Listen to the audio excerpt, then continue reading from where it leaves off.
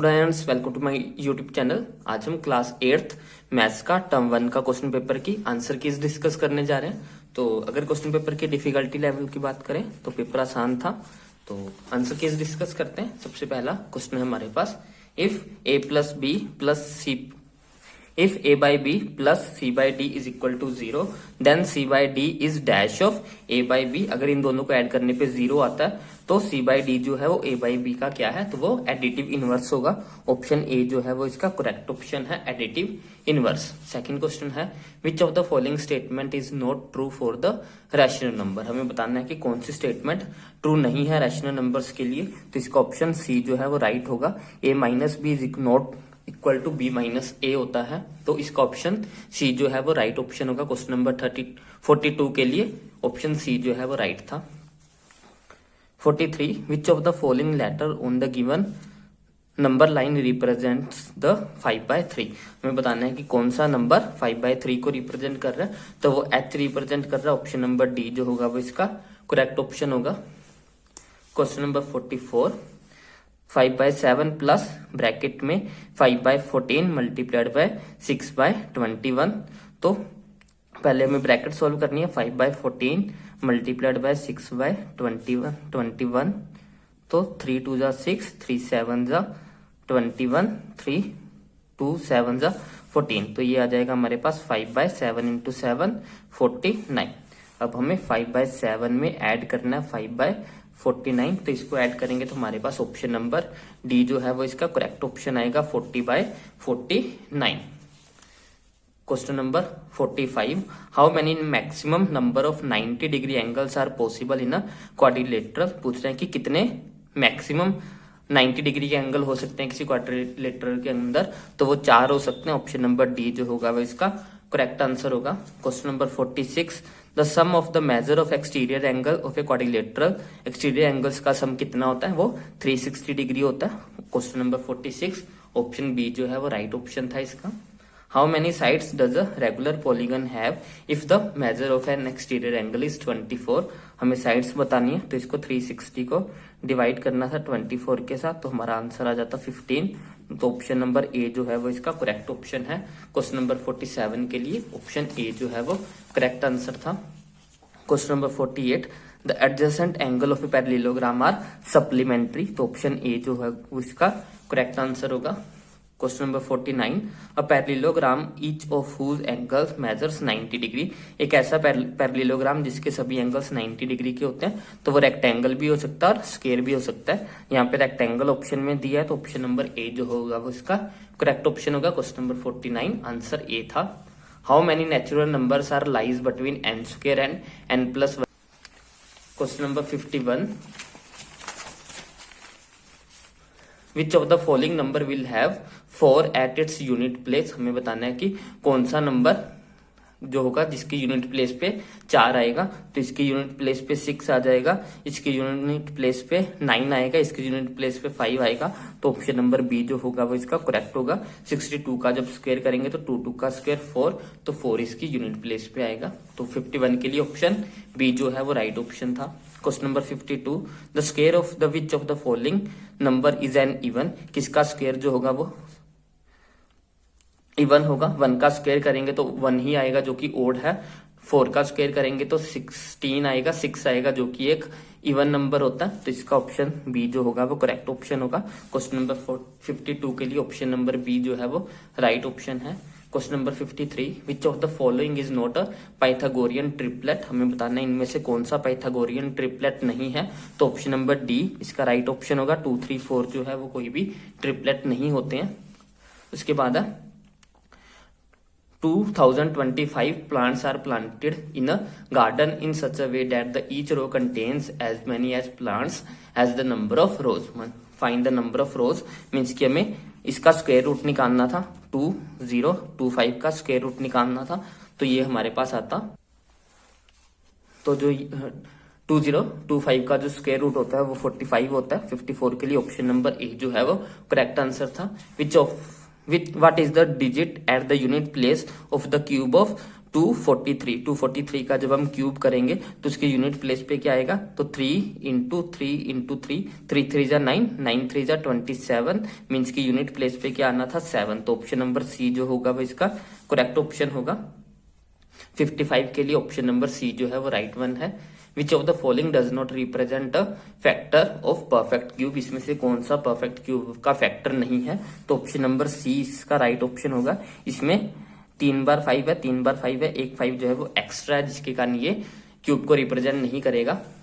Find the smallest number by which 192 be divided to make it a perfect cube. हमें इसे perfect cube बनाने के लिए 192 को किसके साथ डिवाइड करना पड़ेगा, तो 192 को 3 के साथ डिवाइड करेंगे तो 65 हो जाएगा, जो कि क्यूब रूट होता है हमारा 4 का। 4 को 3 बार मल्टीप्लाई करोगे तो 64 ही आता है हमारे पास। तो ऑप्शन नंबर 3 बी जो है वो इसका करेक्ट ऑप्शन होगा 57 के लिए, option number B.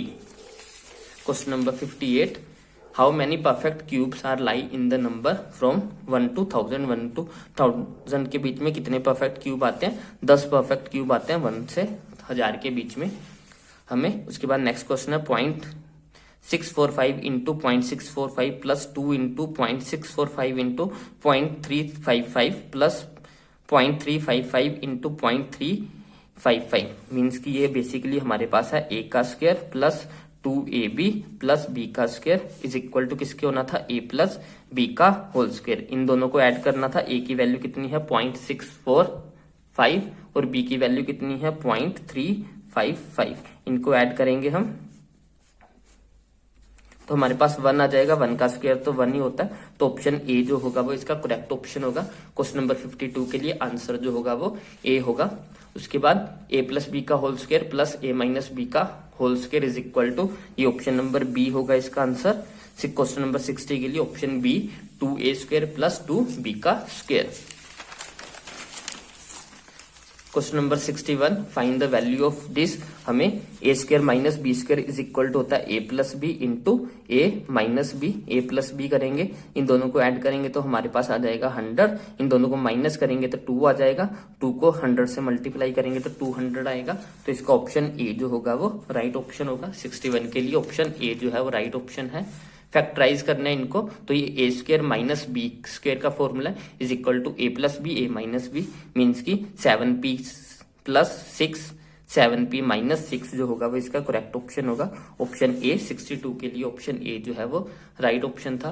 What will be the area of rectangle with the length 3mn and breadth 4np, तो दोनों को मल्टीप्लाई करेंगे, 3 को 4 से करेंगे 12 आ जाएगा, m ऐसे आ जाएगा, n को n से करेंगे n का स्क्वायर p, तो 12m n square p 12m, सो सी ऑप्शन जो है वो इसका राइट ऑप्शन होगा। क्वेश्चन नंबर 63 का आंसर जो होगा वो सी ऑप्शन आएगा।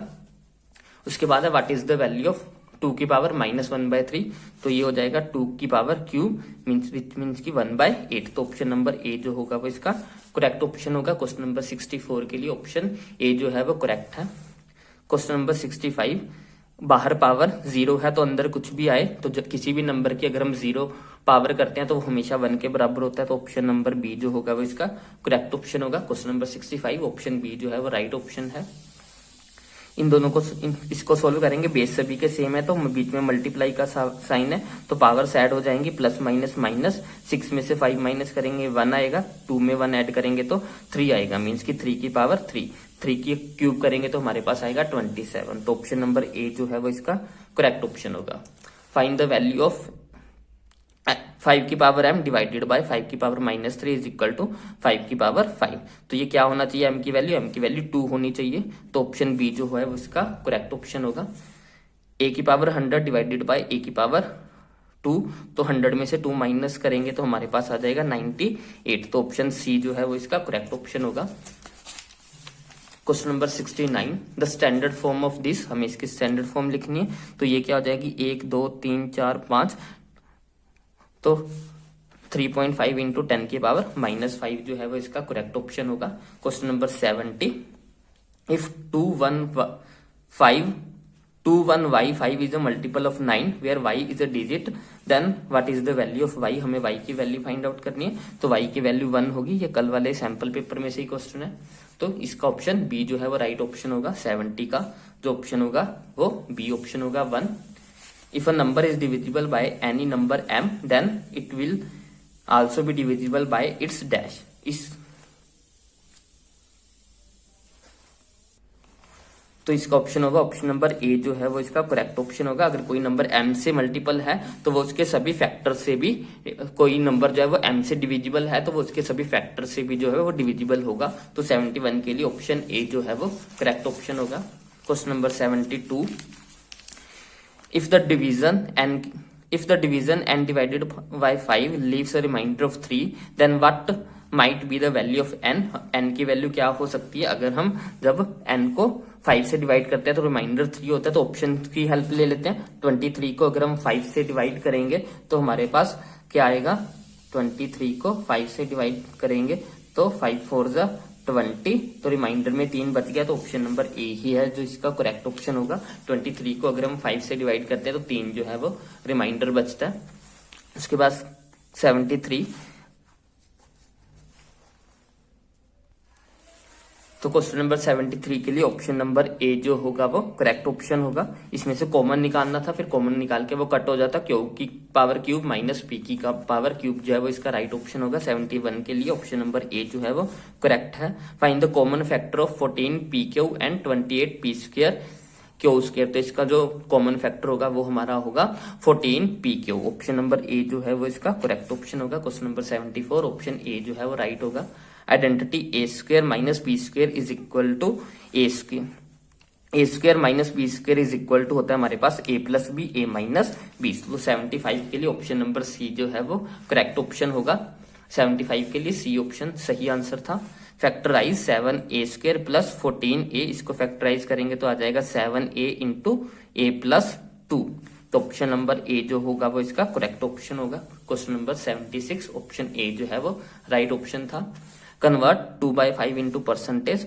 2/5 को परसेंटेज में कन्वर्ट करना है तो 100 से मल्टीप्लाई करेंगे, ये हो जाएगा हमारे पास 20, तो ये हो गया 40%। तो ऑप्शन नंबर ए जो है वो इसका करेक्ट ऑप्शन होगा। क्वेश्चन नंबर 77, ऑप्शन ए जो है वो राइट था। Discount is reduction given on the dash of the article. तो डिस्काउंट जो है वो मार्क प्राइस पे मिलता है, तो ऑप्शन सी जो है वो इसका करेक्ट ऑप्शन होगा। Question number 79, an item marked at 840 is sold for 714, what is the discount percentage. कोई चीज 840 की है वो 714 रुपए में बेची जाती है, तो डिस्काउंट परसेंटेज बतानी है। तो डिस्काउंट हमें मिला कितना है, हमें डिस्काउंट मिला 840 में से माइनस करो 714। जब हम 840 में से 714 माइनस करेंगे तो 126 रुपए का डिस्काउंट मिला हमें। 126 डिवाइडेड बाय 840 इंटू 100 करेंगे तो हमारे पास आ जाएगा 15%। तो हमें 15% का डिस्काउंट मिला। 78 का ऑप्शन ए जो होगा वो करेक्ट ऑप्शन होगा। Question number 80, air cooler for ₹3,300 including a tax of 10%, find the price of the air cooler before the GST. Tax के बिना जो उसका रेट था वो हमें पता करना है। तो हमारा ये क्या हो जाएगा, हमारा जो एक्स पे टैक्स लगा है हमारा 110% divided by 100 is equal to है ये हमारा 300। एक्स की वैल्यू आ जाएगी 3000 इंटू 100 डिवाइडेड बाय,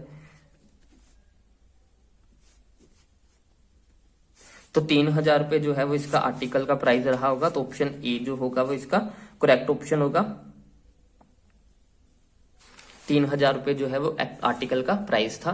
तो क्वेश्चन नंबर 80 के लिए ऑप्शन ए जो है वो राइट ऑप्शन था।